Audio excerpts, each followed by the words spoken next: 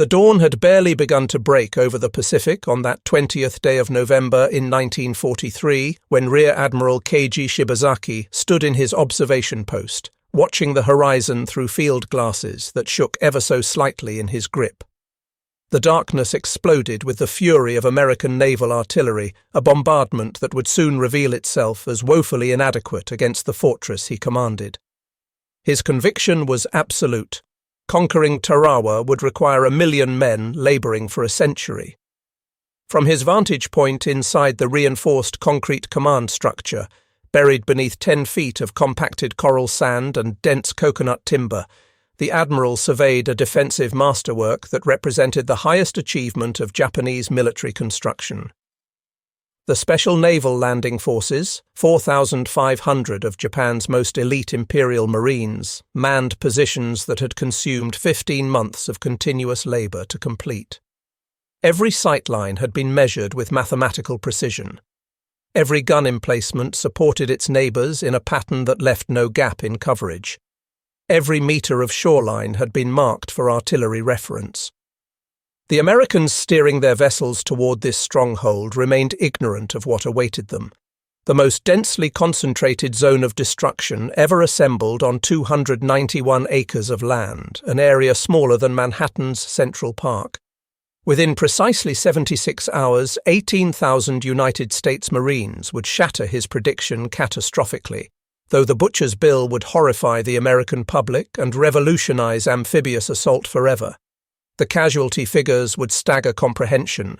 American losses would exceed 3,000, with 1,009 Marines killed outright and another 2,101 wounded. Of the Japanese garrison numbering 4,500 men, a mere 17 would survive to become prisoners, accompanied by 129 Korean forced labourers. Neither Shibazaki nor the approaching Marines understood they were sailing toward the most concentrated episode of violence in modern military history. A battle that would generate more casualties per unit of ground than any engagement recorded before or since. The island of Betio measured less than half a square mile in total area, stretching 3,800 yards from end to end and reaching a maximum width of 600 yards, with its highest elevation barely 10 feet above the ocean's surface. Into this minuscule space, the Japanese had concentrated defensive capabilities that would have impressed even the architects of France's Maginot Line. Beginning in September 1942, Korean work gangs and Japanese construction specialists had transformed this coral formation into something unprecedented in warfare, an entire island functioning as a single integrated fortification. The statistics defied rational belief. More than 100 major reinforced positions and bunkers dotted the landscape. 14 coastal defence artillery pieces included 4 enormous 8-inch Vickers naval rifles that the Japanese had purchased from Britain in 1910. 40 field artillery weapons of various calibers occupied carefully prepared positions.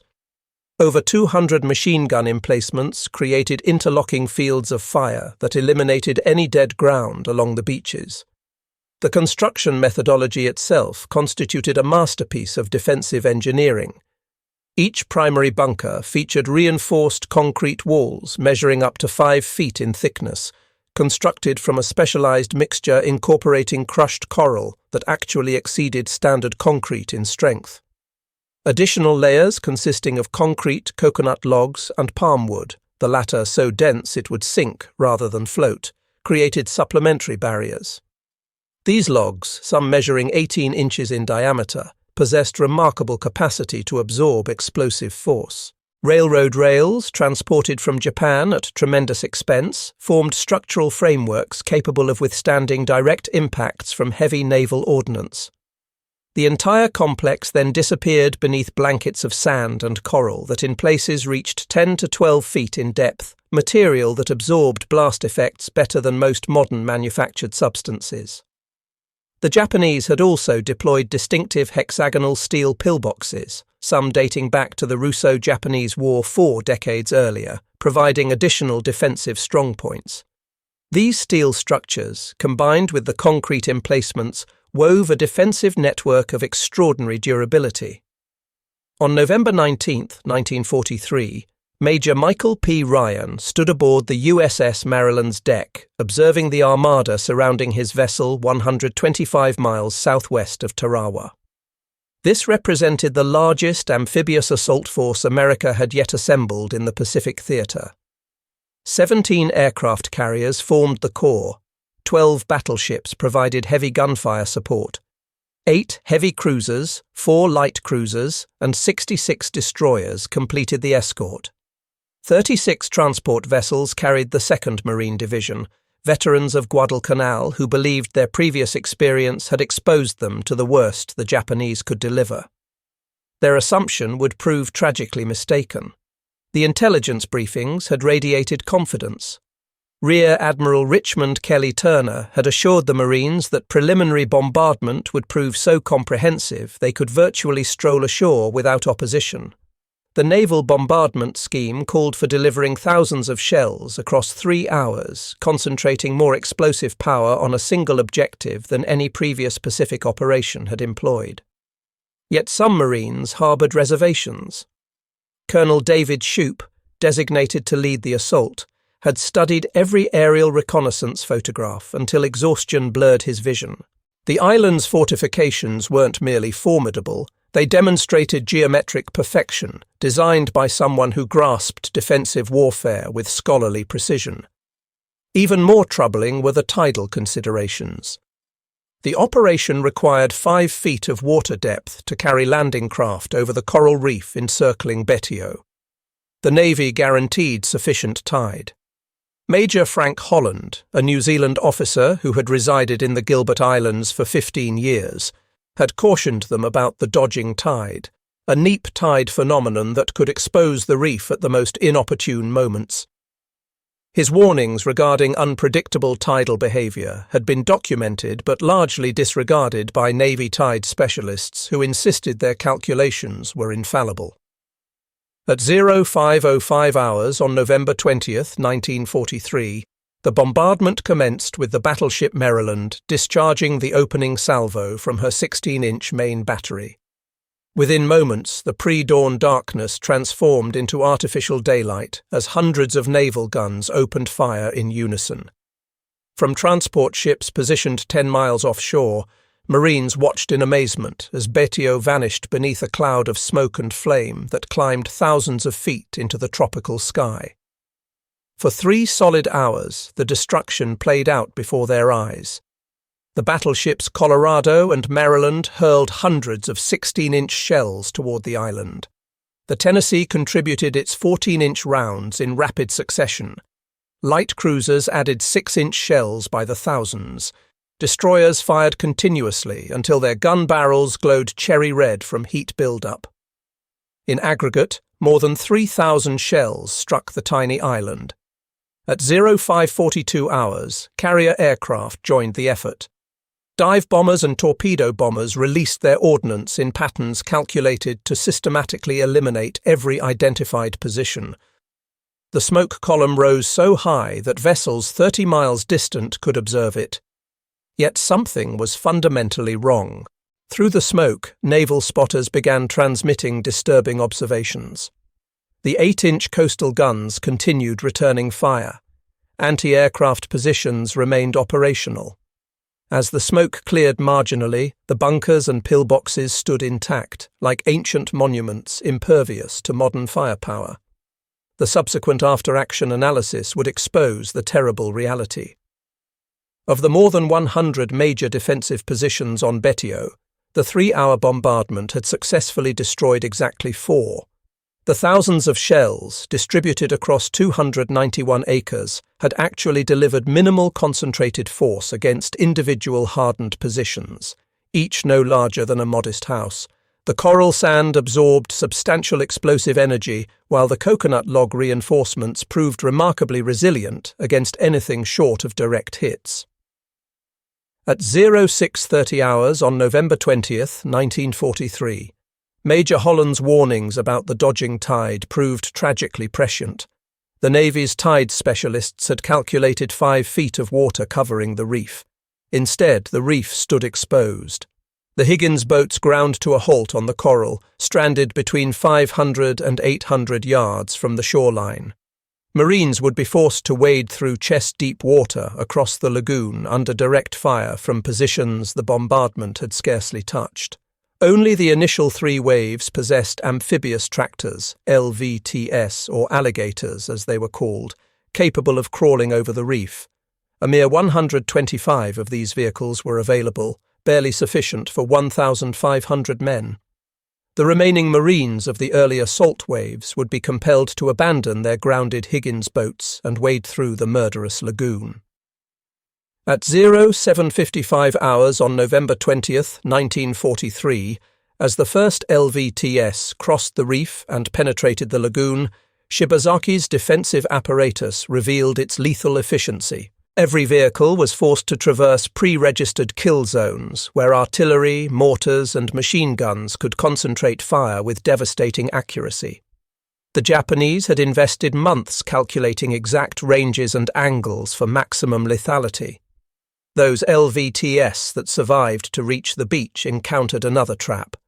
The seawall, a coconut log barrier standing 3 to 5 feet high, provided the sole cover on the beach, but the Japanese had positioned their bunkers to fire parallel along the wall, not perpendicular to it.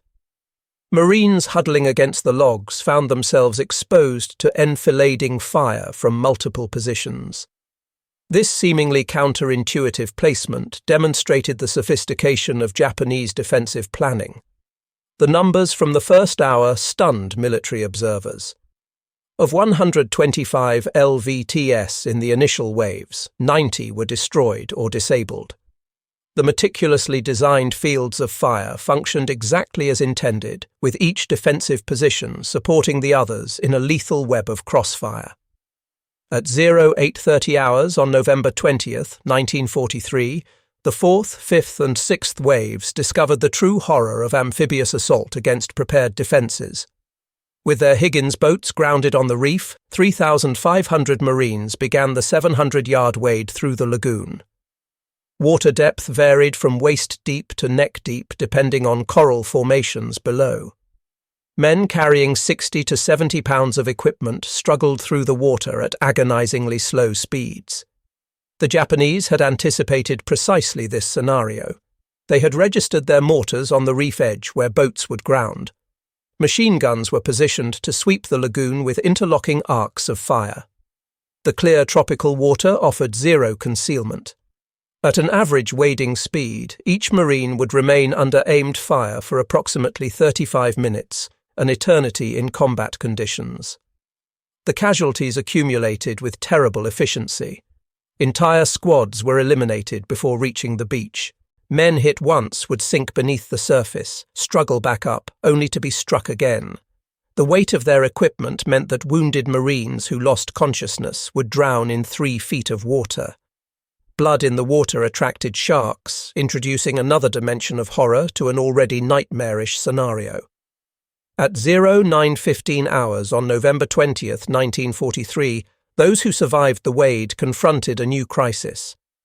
The seawall that provided the only cover could shelter perhaps 500 men along its accessible length. By 09:30 hours, over 1,500 Marines were attempting to occupy that space, with more arriving every minute.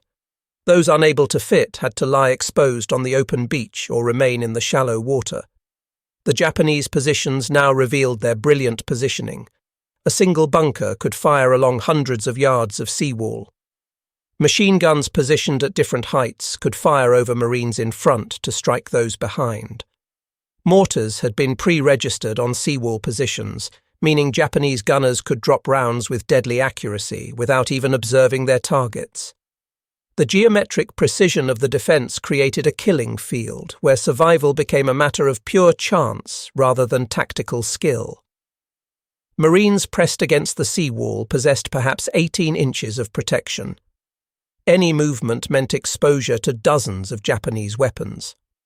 At 10:30 hours on November 20th, 1943, Colonel David Shoup waded ashore after his landing craft was destroyed 500 yards from the beach. Hit in the leg by shrapnel during the wade but still mobile, he established his command post against the seawall and began the desperate task of organizing resistance. The situation assessment was grim beyond measure. The survivors held a beachhead roughly 700 yards in length and at its deepest penetration, perhaps 20 yards inland. But Shoup identified a critical vulnerability in the Japanese defences. While the positions mutually supported each other, the destruction of even a single bunker would create a gap in the interlocking fields of fire. These gaps could be exploited to attack other positions from angles the Japanese hadn't fortified. The perfect defensive geometry contained the seeds of its own destruction, but it required every position to remain functional. Over a failing radio, Shoup issued the orders that would define the battle. Continue the attack regardless of casualties. There would be no withdrawal, no pause for reorganization. The only path to victory lay in maintaining relentless pressure until the defensive system fractured. At 1100 hours on November 20th, 1943, the battle's turning point emerged not from coordinated assault but from individual Marines making independent decisions to attack specific positions regardless of the odds. These actions, though appearing suicidal, began to unravel the Japanese defensive network. First Lieutenant William Dean Hawkins led his scout sniper platoon in a series of attacks on Japanese positions. Military doctrine dictated that approaching fortified positions across open ground meant almost certain death. Hawkins disregarded doctrine. With a handful of volunteers, he systematically attacked multiple machine gun positions using grenades, demolition charges, and rifle fire. Though mortally wounded on November 21st, Hawkins had personally eliminated or neutralized 6 enemy positions, creating crucial gaps in the Japanese defences.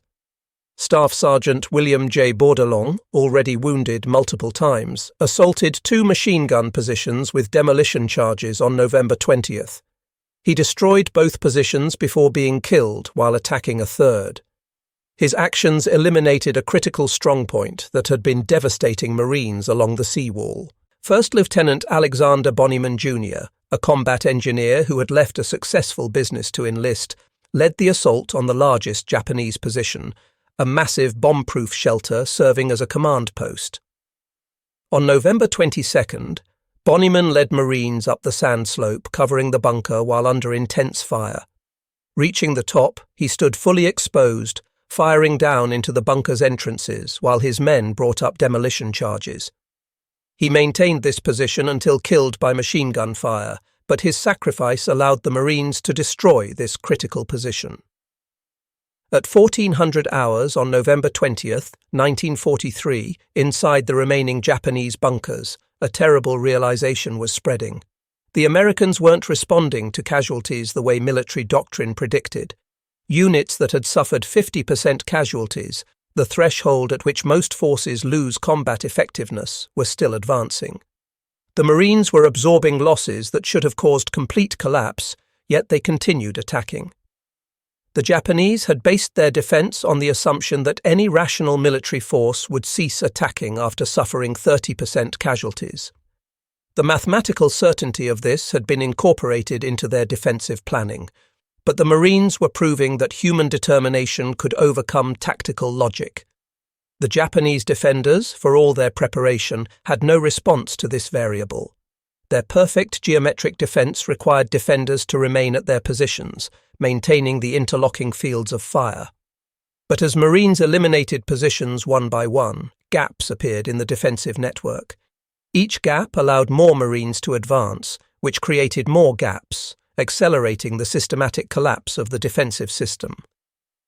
By 1600 hours on November 20th, 1943, the rising tide finally allowed some landing craft to reach the beach directly, though many still grounded on the reef. Reinforcements began arriving in greater numbers, though they still faced intense fire. The beach, which had been a pure killing ground 6 hours earlier, was now a chaotic but functional landing zone as Marines consolidated their positions and pushed inland, metre by bloody metre.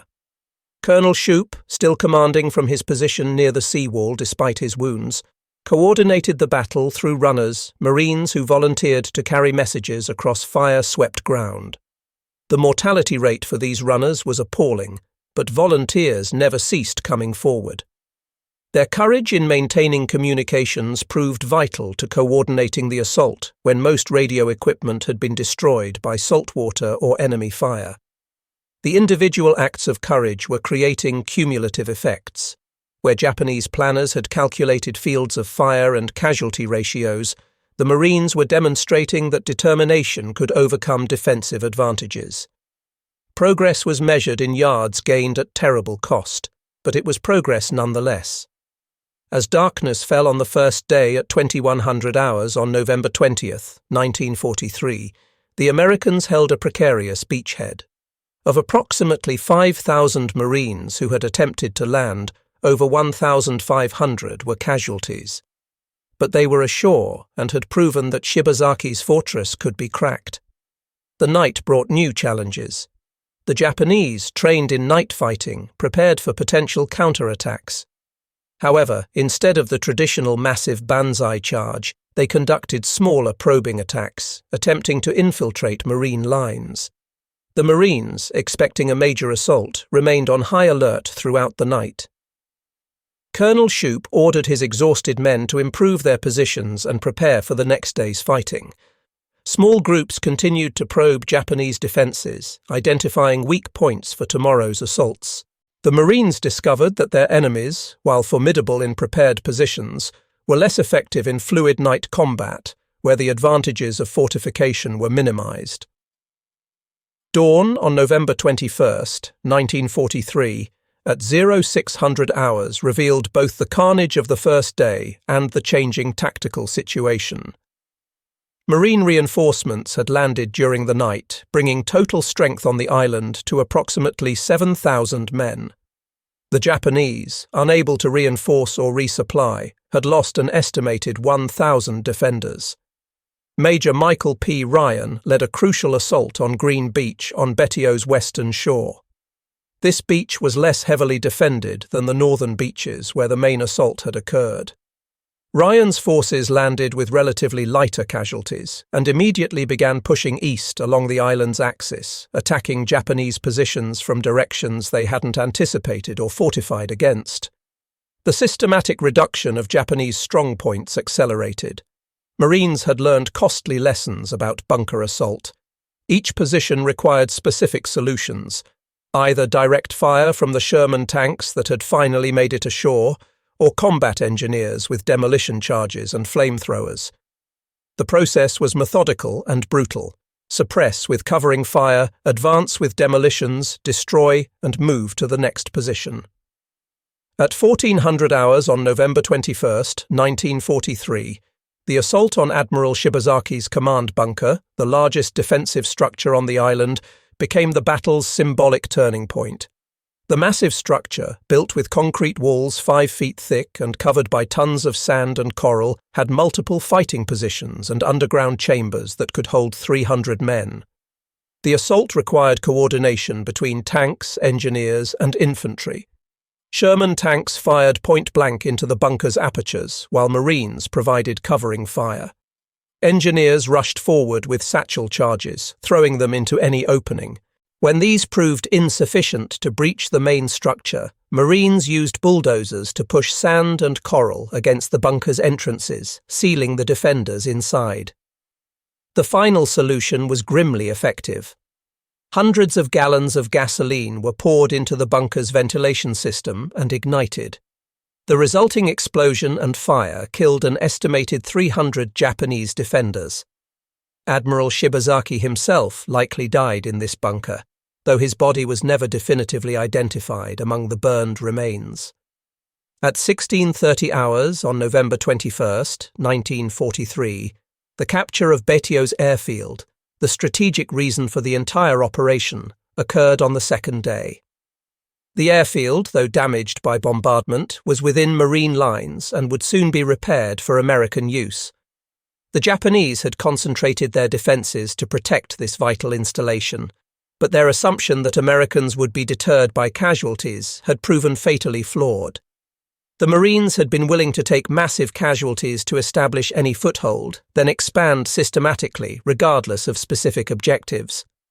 This willingness to accept casualties for incremental gains had broken the Japanese defensive concept. They had prepared for an enemy that would concentrate on specific objectives, not one that would simply grind forward regardless of cost until the entire island was taken. By dawn on November 22, 1943, at 0600 hours, Marines controlled approximately two-thirds of Betio. Japanese resistance had fragmented into isolated pockets, fighting without coordination. Of the original 4,500 defenders, fewer than 1,000 remained alive, many wounded and all running low on ammunition. These final defenders, knowing their situation was hopeless, fought with the fury of the doomed. Each pillbox had to be completely destroyed. Any position left partially suppressed would resume firing once Marines had passed. The solution was systematic annihilation: flamethrowers to clear the interior, demolition charges to collapse the structure, then more flamethrower work to ensure no survivors remained. At 1000 hours on November 22, 1943, the last major Japanese resistance centered on a complex of interconnected bunkers on Betio's eastern tail, designated the Pocket by Marine intelligence. Approximately 500 Japanese defenders had created a final redoubt, using the narrow tail of the island to concentrate their remaining firepower. The reduction of the Pocket required 14 hours of continuous combat. Each bunker was subjected to the same methodical process: tank fire to suppress, engineers with charges to breach, flamethrowers to clear, and infantry to confirm elimination. Marines advanced approximately 20 yards per hour, seemingly glacial progress, but actually faster than the first day's bloody crawl across the beaches. By nightfall on November 22nd, the Pocket had been reduced. The few surviving Japanese conducted a final banzai charge after midnight, a futile gesture that ended in their complete annihilation under Marine machine gun fire. At 1330 hours on November 23, 1943, after 76 hours of continuous combat, Betio was declared secure. The final toll was staggering. Of 4,500 Japanese defenders, only 17 Japanese soldiers survived as prisoners. An additional 129 Korean laborers, who had been forced to work on the fortifications, also survived. The Japanese had achieved a casualty rate of 99.7%, virtually complete annihilation. American casualties totaled 1,009 Marines and 30 sailors killed, with 2,101 wounded. In 76 hours, the 2nd Marine Division had suffered more casualties than the Marine Corps experienced in 6 months of fighting on Guadalcanal. The casualty rate exceeded 17%, the highest of any American division in any Pacific battle to that point, but the strategic victory was complete. The airfield was operational within days, supporting operations throughout the Central Pacific. More importantly, the lessons learned, written in blood on Tarawa's coral sand, would save thousands of lives in subsequent operations. The aftermath of Tarawa triggered the most comprehensive revision of amphibious warfare doctrine in American military history. Every aspect of the battle was analyzed, every failure documented, every success studied. The Navy acknowledged that its pre-invasion bombardment had been wholly inadequate. Future operations would feature prolonged bombardments lasting days or weeks rather than hours, using armor-piercing shells with delayed fuses specifically designed to penetrate reinforced concrete. The establishment of underwater demolition teams, precursors to the Navy SEALs, would ensure accurate reconnaissance of beach conditions and removal of obstacles. The value of amphibious tractors was definitively proven. Production increased dramatically, with improved models featuring armor protection and better reef crossing capability. The LVT-2 Water Buffalo and the amphibious truck DUKW would become standard equipment, eliminating the deadly wade through lagoons that had cost so many lives at Tarawa. Communication equipment was redesigned for waterproofing, with redundant systems to ensure coordination even when primary radios failed. New bunker-busting shells were developed specifically to defeat Japanese-style fortifications. Within 6 months of Tarawa, napalm would be introduced to the Pacific theater, providing a weapon specifically designed to clear fortified positions. Each innovation traced directly back to specific failures at Tarawa, purchased with Marine blood. In Tokyo, the loss of Tarawa sent shockwaves through Imperial General Headquarters.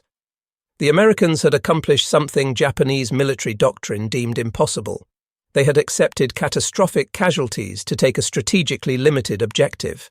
The willingness to sustain such losses for a tiny island demonstrated American determination that Japanese planners had fatally underestimated. The Japanese had calculated that island fortresses would exhaust American resolve through attrition. Tarawa proved the opposite. Americans would accept any casualties necessary to maintain strategic momentum. The entire Japanese defensive strategy required reconsideration. If Americans would pay such a price for Tarawa, no position in the Pacific could stop them.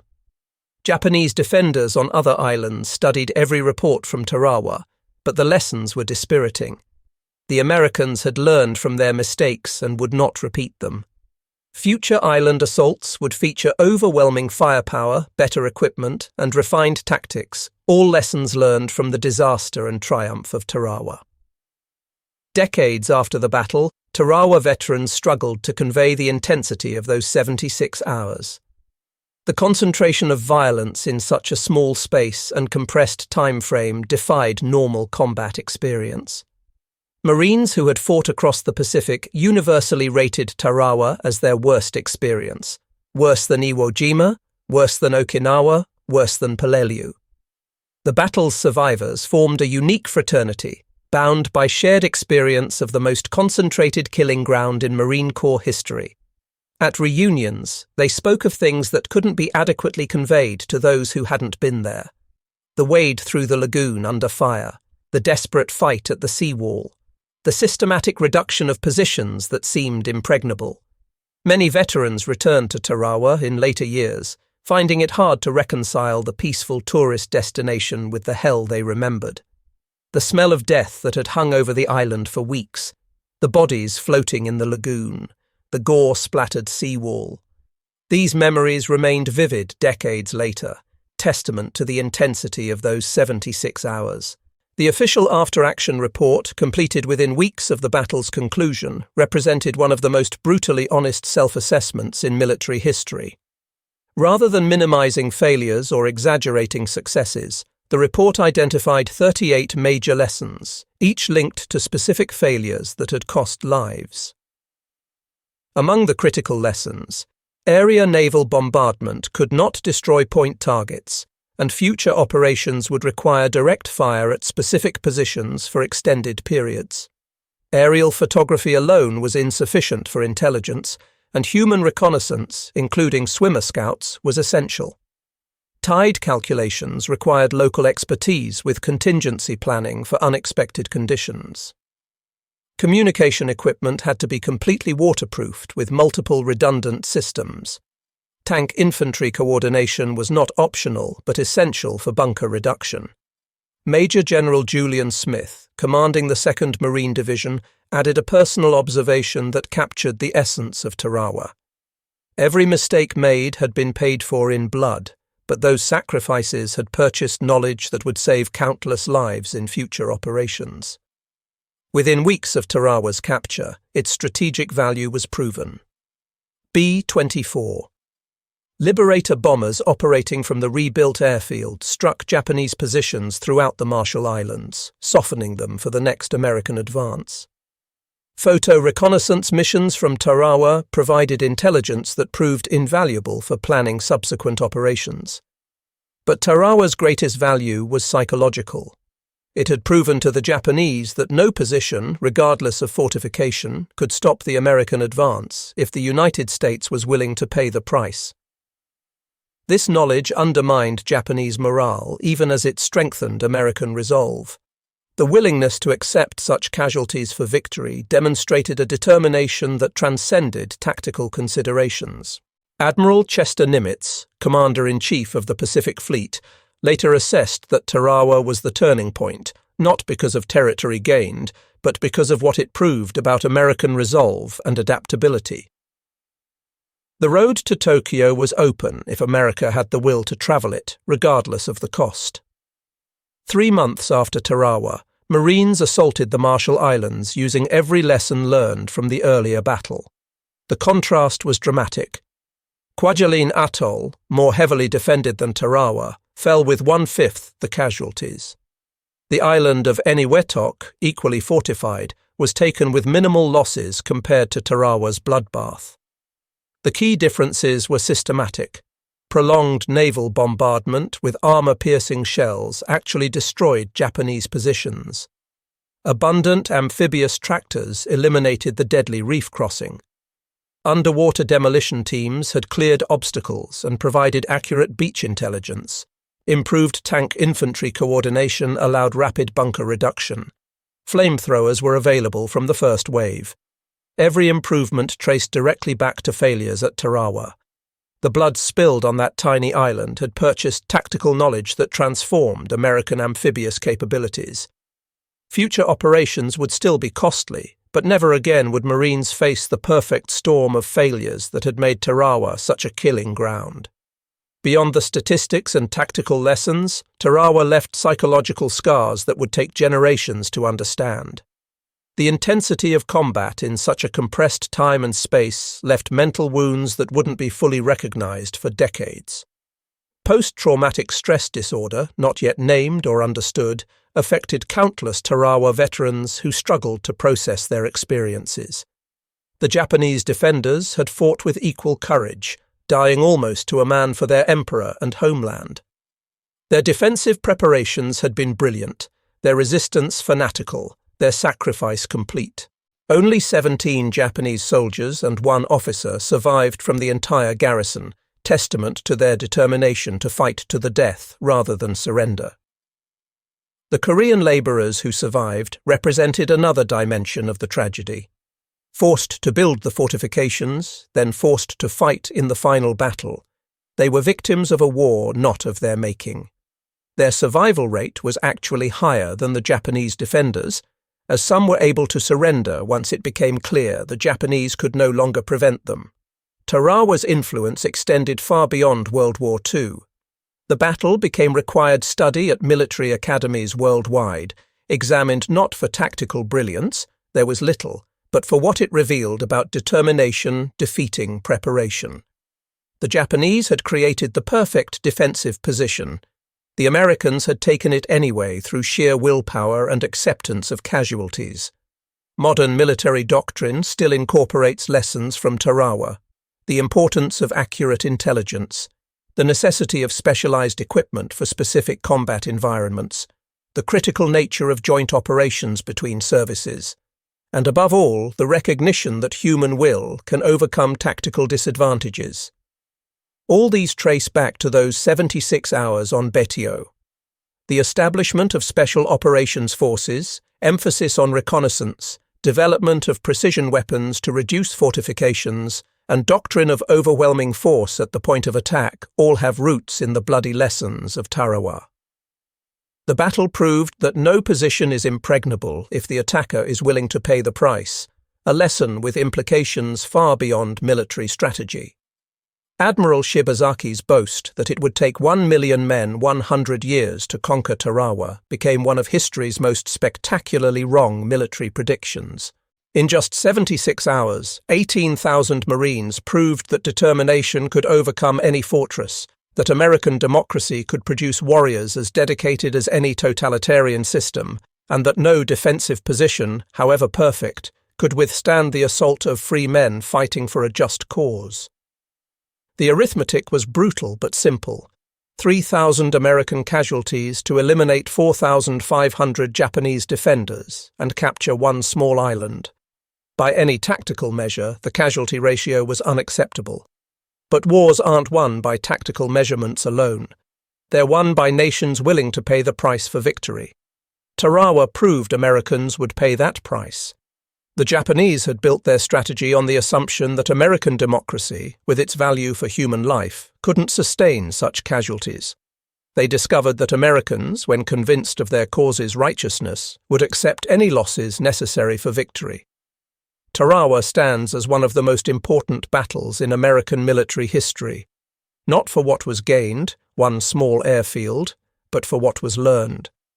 The battle transformed American amphibious warfare doctrine, proved American resolve to both allies and enemies, and demonstrated that no position in the Pacific was impregnable if America was willing to pay the price for victory. The courage displayed by Marines at Tarawa became legendary. Men who waded through hundreds of yards of fire-swept water, men who attacked fortified positions with minimal cover, men who continued advancing when survival seemed impossible. They proved that American fighting spirit could match anyone's. Their sacrifice purchased not just victory at Tarawa, but knowledge that would save thousands of lives in subsequent battles. Colonel David Shoup, reflecting on the battle years later, provided perhaps the most succinct summary. Shibazaki said 1 million Americans couldn't take Tarawa in 100 years, but he was wrong. It took 18,000 Marines 76 hours, and the difference between his calculation and reality was that he measured in concrete and steel, while we measured in determination. The final lesson of Tarawa transcends military history. It demonstrates that human will can overcome seemingly impossible odds, that freedom-loving people will make extraordinary sacrifices when necessary, and that no tyranny, however well fortified, can stand against free people determined to prevail. In 76 hours, the Marines had not just captured an island. They had proven that the road to Tokyo was open, that American resolve was unbreakable, and that victory, however costly, was inevitable. Admiral Shibazaki had been wrong about everything except one thing. The price would be terrible. But Americans proved willing to pay it. The young men who had waded through that lagoon, who had huddled against the seawall, who had charged those impregnable positions, they had transformed the impossible into the inevitable. In doing so, they wrote one of the most heroic chapters in American military history, paid for in blood on the coral sands of a tiny Pacific island called Tarawa, where courage and determination proved stronger than concrete and steel, where free men proved they would pay any price for victory, and where the myth of the impregnable Japanese island fortress died forever in 76 hours of the most concentrated violence the modern world has ever witnessed.